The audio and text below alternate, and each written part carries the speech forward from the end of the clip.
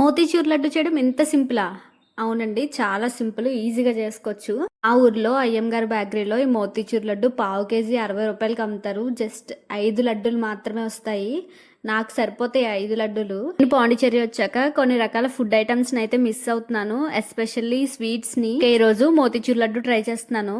నేనైతే ఒక కప్ శనగపిండి తీసుకుంటున్నాను. అందులోనే కొంచెం సాల్ట్ అలానే వాటర్ వేసుకుని థిక్ కన్సిస్టెన్సీ వచ్చే వరకు కలుపుకోండి.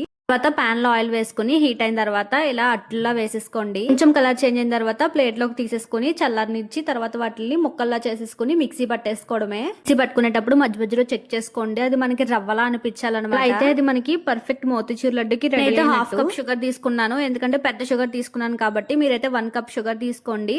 అలానే సరిపడినంత వాటర్ వేసుకుని జిగురు పాకం వచ్చే వరకు మరిగించండి. వచ్చాక దంచుకున్న యాలకులు అలానే మిక్సీ పట్టుకున్న ఈ రవ్వని అందులో వేసేసుకుని బాగా కలుపుకోండి. తర్వాత ఒక స్పూన్ నెయ్యి అలానే కొంచెం బాదం కిస్మిస్ వేసుకుని మూత పెట్టి వదిలేయండి.